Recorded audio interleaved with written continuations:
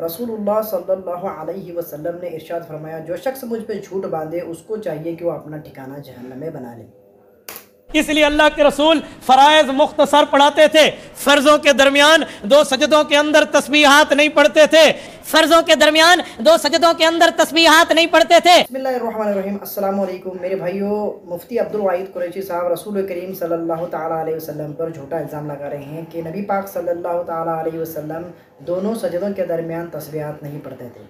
रसूल करीम सल्लल्लाहु अलैहि वसल्लम के हदीसों से ये बात पता चलती है कि रसूल करीम सल्लल्लाहु ताला अलैहि वसल्लम दोनों सजदों के दरमियान दुआ पढ़ा करते थे। अब्दुल्ला बिन अब्बास रज़ी अल्लाह अन्हु रिवायत करते हैं कि नबी सल्लल्लाहु अलैहि वसल्लम दोनों सजदों के दरमियान अल्लाहुम्मा मग़फ़िरली वरहमनी वआफ़ीनी वहदीनी वरज़ुक़नी ये दुआ पढ़ा करते थे दोनों सजदों के दरमियान। तो नबी पाक सल्लल्लाहु अलैहि वसल्लम से तो दुआ साबित है, लेकिन मुफ्ती साहब कह रहे हैं कि रसूलुल्लाह से दुआ साबित नहीं है। रसूलुल्लाह सल्लल्लाहु अलैहि वसल्लम दोनों सजदों के दरमियान दुआ नहीं पढ़ते थे। मुफ्ती साहब ने खुला झूठ नबी पाक सल्लल्लाहु अलैहि वसल्लम के ऊपर बांध दिया। और मुफ्ती साहब क्यों झूठ बांध रहे हैं वो भी आप सुन लीजिए। मुफ्ती साहब क्यों झूठ बोल रहे हैं।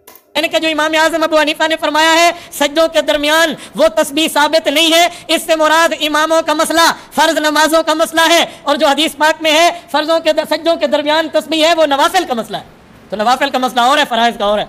तो नवाफिल का मसला और है, फ़राइज़ का और है। तो नवाफिल का मसला और है, फ़राइज़ का और है। मुफ्ती अब्दुल वाहिद कुरैशी साहब कह रहे हैं कि इमाम अबू हनीफा रहमतुल्लाह अलैह ने दोनों सजदों के दरमियान दुआ पढ़ने से मना किया है, इसलिए वो तावील कर रहे हैं कि वो फ़र्ज़ों की बात नहीं है, क्योंकि फ़र्ज़ नमाज में दुआ नहीं पढ़ी जाती, दोनों सजदों के दरमियान नवाफिल में पढ़ी जाएगी। ये मुफ्ती साहब इसकी तावील कर रहे हैं। हालांकि हदीस में आता है कि नबी पाक सल्लल्लाहु ताला अलैहि वसल्लम रुकू सजदा और रुकू से सर उठाते वक्त और दोनों सजदों के दरमियान दोनों सजदों के दरमियान का बैठना तकरीबन सब बराबर हुआ करता है। यानी रसूलुल्लाह सल्लल्लाहु अलैहि वसल्लम रुकू में भी उतनी ही मिकदार खड़े रहते थे, सजदे में भी और रुकू से उठने के बाद भी, और दोनों सजदों के दरमियान भी नबी पाक सल्लल्लाहु अलैहि वसल्लम का मिकदार वक्त बराबर हुआ करता था। जितना रुकू में खड़े होते थे उतना ही रसूलुल्लाह सल्लल्लाहु अलैहि वसल्लम रुकू के बाद खड़े होते थे। जितना सजदे में रहते थे रसूलुल्लाह सल्लल्लाहु अलैहि वसल्लम उतना ही सजदे के बाद बैठते थे दोनों सजदों के दरमियान। तो ये हदीस में आता है। क्योंकि रसूलुल्लाह सल्लल्लाहु अलैहि वसल्लम खाली बैठते थे, रसूलुल्लाह सल्लल्लाहु अलैहि वसल्लम तो दुआ साबित है। अब्दुल्ला बिन अब्बास रज़ी अल्लाह की दुआ मैंने आपको सुनाई, अल्लाहुम्मा मग़फ़िरली वरहमनी वआफ़ीनी वहदीनी वरज़ुक़नी, ये दुआ नबी पाक सल्लल्लाहु ताला अलैहि वसल्लम पढ़ा करते थे। तो मुफ्ती अब्दुल वाहिद कुरैशी साहब तीसरा बहाना बना रहे हैं, वो भी आप देख लीजिए। अल्लाह सल्लल्लाहु अलैहि वसल्लम ने इमामों को तरगीब दी कि तुम में जब कोई बंदा इमाम बन जाए तो हल्की नमाज पढ़ाए, मुख्तसर नमाज पढ़ाए, लंबी किरातें न करे, लंबी तस्बीहात न पढ़े। तो मुफ्ती अब्दुल वाहिद कुरैशी साहब कह रहे हैं कि नबी पाक सल्लल्लाहु ताला अलैहि वसल्लम ने इमाम को हुक्म दिया है कि नमाज को जो है वो हल्की पढ़ाए, मुख्तसर पढ़ाए। तो मुख्तसर और हल्की पढ़ाने का मतलब क्या होता है? नबी पाक सल्लल्लाहु अलैहि वसल्लम की जो हदीस है, लोगों को नमाज हल्की पढ़ाएं क्योंकि इनमें बीमार, कमज़ोर और हाजत वाले सब किस्म के लोग होते हैं। इसीलिए रसूलुल्लाह सल्लल्लाहु ताला अलैहि वसल्लम ने नमाज को हल्की पढ़ाने का हुक्म दिया।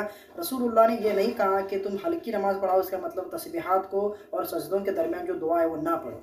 ना पढ़ने का मसला अलग है, हल्की पढ़ने का मसला अलग है। कोई आपसे कहेगा हल्की नमाज पढ़ो तो इसका मतलब आप सजदों के दरमियान दुआ पढ़ना ना छोड़ें। छोटी सी दुआ है, रब्बी गुफ़िरली, ये कम अज़ कम पढ़ा करें, क्योंकि ये रसूल करीम सल्लल्लाहु ताला अलैहि वसल्लम से साबित है। ये इमाम अबू हनीफा रहमतुल्लाह अलैह को बिल्कुल ही सच्चा और सिद्दीक मानते हैं, इसीलिए रसूलुल्लाह सल्लल्लाहु ताला अलैहि वसल्लम के अमल को झुठलाते हैं। मुफ्ती अब्दुल वाहिद कुरैशी साहब ने साफ अल्फाज में बता दिया कि रसूलुल्लाह सल्लल्लाहु अलैहि वसल्लम ने नमाज को हल्की करने का हुक्म दिया। इसी मसले को अबू हनीफा ने कहा है कि फ़राइज़ के दरमियान आपको दोनों सजदों के दरमियान फ़राइज़ नमाज में आपको तस्बीहात नहीं पढ़नी है, नवाफिल में पढ़नी है। तो अबू हनीफा रहमतुल्लाह अलैह की कौल कहाँ लिखा हुआ है कि नवाफिल में पढ़नी है और फ़राइज़ में नहीं पढ़नी? ये दिखाएं पहले। अबू हनीफा ने मना किया, हमेशा के लिए मना किया, नवाफिल में भी नहीं, फ़राइज़ में भी नहीं। जैसा कि मुफ्ती तकी उस्मानी साहब ने अपनी नमाज की किताब में भी ये बात लिखी हुई है कि रब्बी गुफ़िरली अल्लाहुम्मा मग़फ़िरली वाली दुआ है वो फ़राइज़ में ना पढ़े बल्कि नवाफिल में पढ़े। ये मुफ्ती तकी उस्मानी साहब ने अपनी किताब में लिखा हुआ है और इसके रेफरेंस इन्होंने नहीं दिए। मुफ्ती साहब कह रहे हैं कि नवाफिल में पढ़ना है और फ़राइज़ में नहीं पढ़ना है। तो अगर इनके पास कोई दलाइल हैं, अगर कोई देवबंदी के पास दलाइल हैं, हदीस से साबित करें कि वो नवाफिल का मसला और है और फ़राइज़ का मसला और है। तो टाइम क़यामत तक है मेरे भाई, आपके पास वक्त बहुत ज़्यादा है, आप कभी भी साबित कर सकते हैं। تو जज़ाकल्लाहु खैरा। ये बोगियाँ बंद करें, रसूल करीम सल्लल्लाहु ताला अलैहि वसल्लम की नमाज़ का तरीका, रसूलुल्लाह सल्लल्लाहु अलैहि वसल्लम की नमाज़ को फॉलो करें। हुज़ूर अक़दस सल्लल्लाहु अलैहि वसल्लम नमाज में तस्बीहात पढ़ते थे, दोनों सजदों के दरमियान पढ़ते थे। नमाज हल्की पढ़ाने का हुक्म दिया, नमाज को तस्बीहात को छोड़ने का हुक्म नहीं दिया।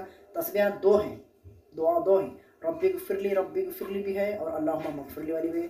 जो आपको अच्छे लगे वो पढ़े। जज़ाकल्लाहु खैरा।